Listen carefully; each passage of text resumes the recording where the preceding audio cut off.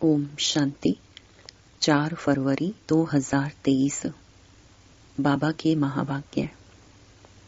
मीठे बच्चे, बाप से सर्व संबंधों का सुख लेना है तो और सबसे बुद्धि की प्रीत निकाल माँ मेकम याद करो, यही मंजिल है। प्रश्न: तुम बच्चे इस समय कौन सा अच्छा कर्म करते हो जिसके रिटर्न में साहूकार बन जाते हो?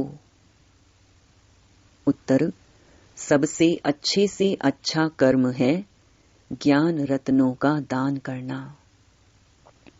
यह अविनाशी ज्ञान खजाना ही ट्रांसफर हो 21 जन्मों के लिए विनाशी धन बन जाता है।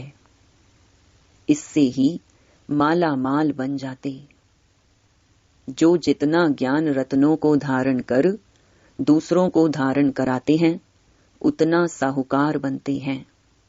अविनाशी ज्ञान रत्नों का दान करना, यही है सर्वोत्तम सेवा। ओम शांति। शिव बाबा अपने सालिग्राम बच्चों को समझाते हैं। यह है परमात्मा का अपने बच्चों आत्माओं प्रति ज्ञान। आत्मा आत्मा को ज्ञान नहीं देती। परमात्मा शिव बैठ ब्रह्मा सरस्वती और तुम लकी स्टार्स बच्चों प्रति बैठ समझाते हैं। इसलिए इनको परमात्म ज्ञान कहा जाता है। परमात्मा तो एक ही है, बाकी क्रिएशन है क्रिएटर की। जैसे लौकिक बाप ऐसे नहीं कहेगा कि यह सब हमारे रूप हैं। नहीं, कहेगा यह हमारी रचना है। तो यह रूहानी बाप है, जिसे भी पार्ट मिला हुआ है वही मुख्य एक्टर, क्रिएटर और डायरेक्टर है। आत्मा को क्रिएटर नहीं कहेंगे। परमात्मा के लिए कहा जाता है तुम्हारी गतमत तुम ही जानो। उन सब गुरुओं की तो अपनी अपनी अलग मत है, इसलिए परमात्मा आकर एक मत देते हैं। वह है मोस्ट बिलवेड। उस एक के साथ बुद्धि योग लगाना है, और जिनके भी साथ तुम्हारी प्रीत है वह सब धोखा देने वाली हैं। इसलिए उन सब से बुद्धि निकालनी है। मैं तुमको सब संबंधों का सुख दूंगा, सिर्फ माँ में कम, यह है मंजिल। मैं सबका डियरेस्ट डैड, प्यारा पिता भी हूँ, टीचर भी हूँ, गुरु भी हूँ। तुम समझते हो उस द्वारा हमको जीवन मुक्ति मिलती है। यही अविनाशी ज्ञान खजाना है। यह खजाना ट्रांसफर हो फिर 21 जन्म के लिए विनाशी धन बन जाता है। 21 जन्म हम बहुत माला माल हो जाते हैं, राजाओं का राजा बनते हैं। इस अविनाशी धन का दान करना है। आगे तो विनाशी धन दान करते थे तो अल्पकाल क्षण भंगुर सुख दूसरे जन्म में मिलता था। कहा जाता है पास्ट जन्म में कुछ दान पुण्य किया है जिसका फल मिला है। वह फल एक जन्म का ही मिलता है। जन्म जन्मांतर की प्रालब्ध नहीं कहेंगे। हम जो अब करेंगे उसकी प्रालब्ध हमको जन्म जन्मांतर मिलेगी। तो अब यह है अनेक जन्मों की बाजी। परमात्मा से बेहद का वर्षा लेना है। सबसे अच्छा कर्म है अविनाशी ज्ञान खजाना दान करना। जितना धारण कर औरों को कराएंगे उतना खुद भी साहूकार बनेंगे, औरों को भी बनाएंगे। यह है सर्वोत्तम सेवा, जिससे सदगति होती है। देवताओं की रस्म रिवाज देखो, कैसे संपूर्ण निर्विकारी अहिंसा परमो धर्म है। प्यूरिफिकेशन, संपूर्ण पवित्रता सत्युग त्रेता में ही रहती है। देवताएं ही बहिष्ट में रहने वाले हैं, उन्हों को ही ऊंच गाते हैं। जो सूर्यवंशी सतयुग में बनते हैं वही संपूर्ण है। फिर थोड़ी खाद पड़ जाती है। अब तुम समझते हो देवताएं किस बहिष्ट के निवासी हैं। वैकुंठ है वंडरफुल दुनिया। वहां दूसरे धर्म वाले जा नहीं सकेंगे। यह सब धर्मों को रचने वाला ऊंचे ते ऊंचा भगवत है। यह देवता धर्म कोई ब्रह्मा नहीं स्थापन करते हैं। यह तो कहते हैं मैं इम्प्योर था, मेरे में ज्ञान कहां से आया। और सब प्योर सोल्स ऊपर से आती हैं अपना धर्म स्थापन करने। यहाँ तो परमात्मा धर्म स्थापन करते हैं। जब इसमें आते हैं तब इनका नाम ब्रह्मा रखते हैं। कहा जाता है ब्रह्मा देवताई नमः, विष्णु देवताई नमः। अब प्रश्न उठता है कि इन देवताओं से मनुष्य सृष्टि रची गई क्या? नहीं, परमात्मा कहते हैं मैं जिस साधारण तन में आता हूं उसका नाम ब्रह्मा पड़ता है। वह सूक्ष्म ब्रह्मा है तो 2 ब्रह्मा हो गए। इनका ब्रह्मा नाम रखा गया है क्योंकि कहते हैं साधारण तन में आता हूं। ब्रह्मा के मुख कमल से ब्राह्मण रचता हूं। आदि देव से ह्यूमैनिटी रची गई। यह हुआ ह्यूमैनिटी का पहला बाबा। फिर वृद्धि होती जाती है। अब तुमको राजाओं का राजा बनाते हैं, परंतु बनेंगे तब जब देह सहित देह के सब संबंधों से नाता तोड़ेंगे। बाबा मैं तुम्हारा ही हूं बस। यह तो निश्चय है। हम 100 प्रिंस बनते हैं। चतुर्भुज का साक्षात्कार होता है ना, वह है ही युगल। चित्रों में ब्रह्मा को 10-20 भुजाएं दिखाते हैं। काली को कितनी भुजाएं दी हैं? इतने बाहों वाली चीज तो होती नहीं। यह सब अस्त्र शस्त्र हैं। अपना है ही प्रवृत्ति मार्ग।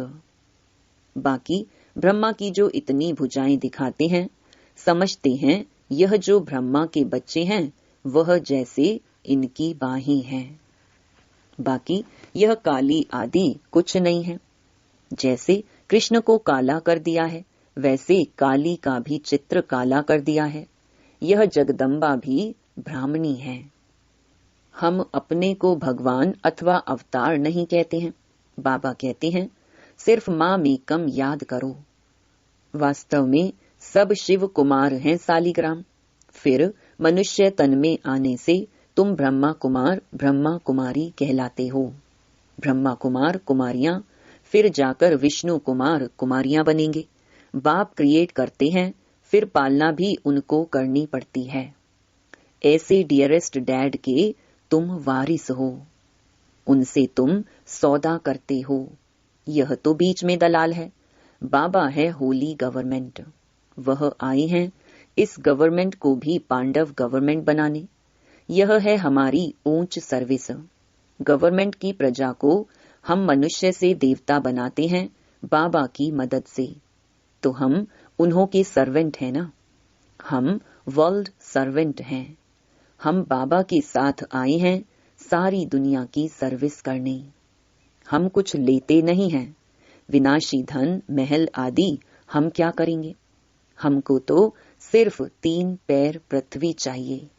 तुम बच्चों को अभी सच्चा सच्चा ज्ञान मिल रहा है। शास्त्रों के ज्ञान को ज्ञान नहीं कहेंगे, वह भक्ति है। ज्ञान माना सदगति, सदगति माना मुक्ति, जीवन मुक्ति। जब तक जीवन मुक्त नहीं हुए हैं तब तक मुक्त भी नहीं हो सकते। हम जीवन मुक्त होते हैं, बाकी सब मुक्त होते हैं। तब तो कहते हैं तुम्हारी गतमत तुम ही जानो। फिर इसमें भी सर्वव्यापी परमात्मा है, यह बात नहीं रहती। यह तो कहते हैं कल्प कल्प मैं अपनी मत से सबकी सदगति करता हूँ। सदगति के साथ गति आ ही जाती है।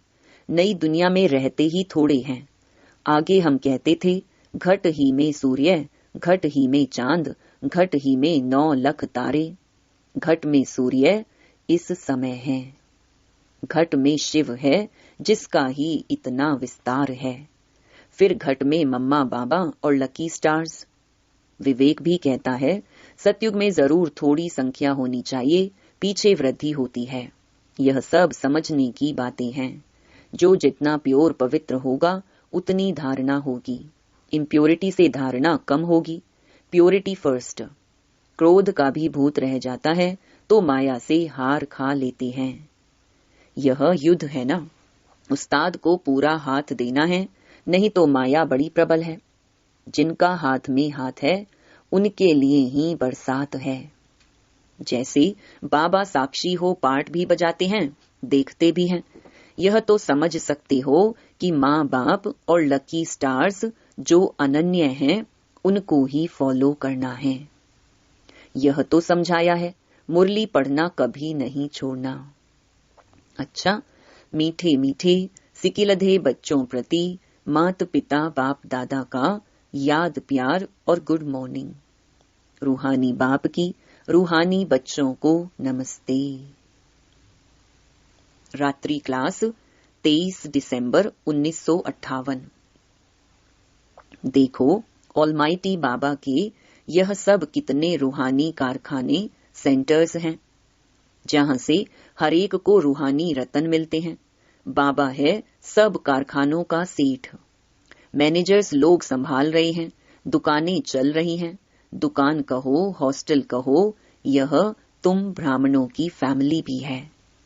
तुम्हें अपना जीवन बनाना है एजुकेशन से। इसमें रूहानी और जिस्मानी दोनों इकट्ठा है, दोनों बेहद के हैं, और वह है रूहानी जिस्मानी दोनों हद के। गुरु लोग जो भी शास्त्रों आदि की रूहानी शिक्षा देते हैं वह सब है हद की। हम किसी मनुष्य को गुरु नहीं मानते, हमारा है एक सतगुरु जो एक ही रथ में आते हैं। घड़ी घड़ी उनको याद करेंगे तब ही विकर्म विनाश होंगे। तुमको धन उस ग्रैंडफादर से मिलता है, इसलिए उनको याद करना है।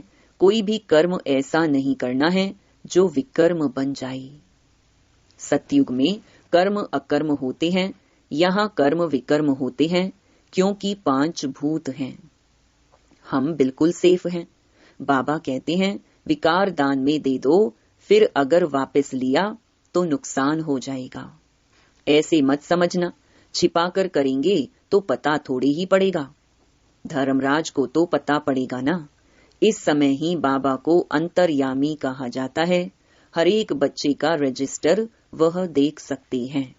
हम बच्चों के अंदर को जानने वाला है, इसलिए छिपाना नहीं चाहिए।